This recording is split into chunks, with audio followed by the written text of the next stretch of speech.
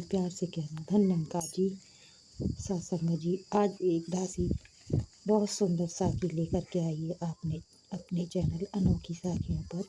सत्संग जी वीडियो को लाइक करें, चैनल को सब्सक्राइब करें, कमेंट में धन्यंकार भी अवश्य ही लिखिए। सत्संग जी प्यार से कहना धन्यंकार जी। सत्संग जी बिना ईश्वर की मर्जी के कुछ भी किसी को प्राप्त नहीं होता है। ईश्वर की लीला को कोई नहीं जान सकता है। ईश्वर की लीला को ईश्वर ही जाने।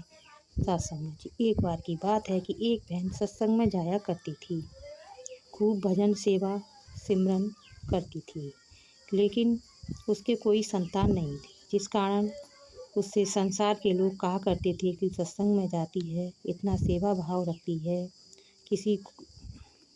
फिर भी तेरे कोई संतान नहीं है, तू अपने भाव सदगुरु से मांग क्यों नहीं लेती है। तो सत्संग जी उस बहन ने कहा, जो ईश्वर को मंजूर होता है वही होता है, लेकिन संसार के लोगों को कहाँ चैन पड़ता है। उन्होंने उस बहन को बार बार उकसाया और वह बहन मन में वही बात आ गई और उन्होंने सदगुरु को एक बेटे की मांग ही लिया। लेकिन त्रिकालदर्शी सदगुरु को तो सब पता होता है। उन्होंने बहन से कहा, तेरे भाग्य में बेटा नहीं है। बहन निसंकोच लौटकर घर वापस आ गई, लेकिन संसारियों ने फिर उकसाया तो वह बहन पुनः वापस सदगुरु के पास चली गई। फिर से सदगुरु से बेटे की मांग की। सत्संग सदगुरु ने फिर से कहा, बेटी तेरे भाग्य में बेटा नहीं है। संसारियों ने कहा, वे सदगुरु हैं, दुनिया को सब कुछ देने के दावे करते रहते हैं और तुझे एक बेटा नहीं दे सकते। तो बहन फिर से सदगुरु उनकी बातों में आकर सदगुरु के पास जाकर बच्चे की जिद करने लगी। उनकी जिद के कारण सदगुरु ने भी एक बच्चा दे दिया। वह बच्चा जैसे जैसे बड़ा होने लगा, नए नए खिलौने की जिद करने लगा और उसकी हर जिद पूरी की गई, जिस कारण वो बच्चा जिद्दी हो गया। थोड़ा अधिक बड़ा होने पर लगभग 5 साल का हो गया तो बच्चे ने साइकिल की मांग की। तो माँ ने साइकिल दिलाने के लिए इनकार कर दिया और कहा, तुम अभी छोटे हो, साइकिल नहीं दिलाई जाएगी और थोड़ा बड़ा होने पर दिला देंगे।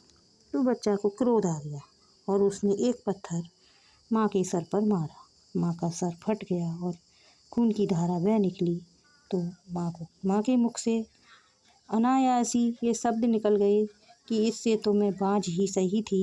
सत्संग जी जिद्द की हुई मांग हमेशा दुखदाई होती है। त्रिकालदर्शी सदगुरु हमें वही देता है जो हमारे लिए सुखदाई होता है, परंतु हम अपनी जिद करके मनचाही वस्तु मांग लेते हैं तो वह हमारे दुख का कारण बनता है। अगर हम अपने बच्चे को गलत चीज़ नहीं दे सकते तो हम सदगुरु से क्यों ऐसी मांग कर सकते हैं जो हमें पसंद होता है। सत्संग जी बच्चे के भले के लिए उसे हर वस्तु नहीं दिलाते हैं, तो सदगुरु भी हमारे भले के लिए वही वस्तु देता है जो हमारे लिए उपयुक्त हो, सही हो, जिसमें सुख का अनुभव प्राप्त हो।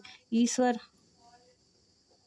हमारे लिए कुछ नहीं देता जिससे हमारा अहित छुपा होता है।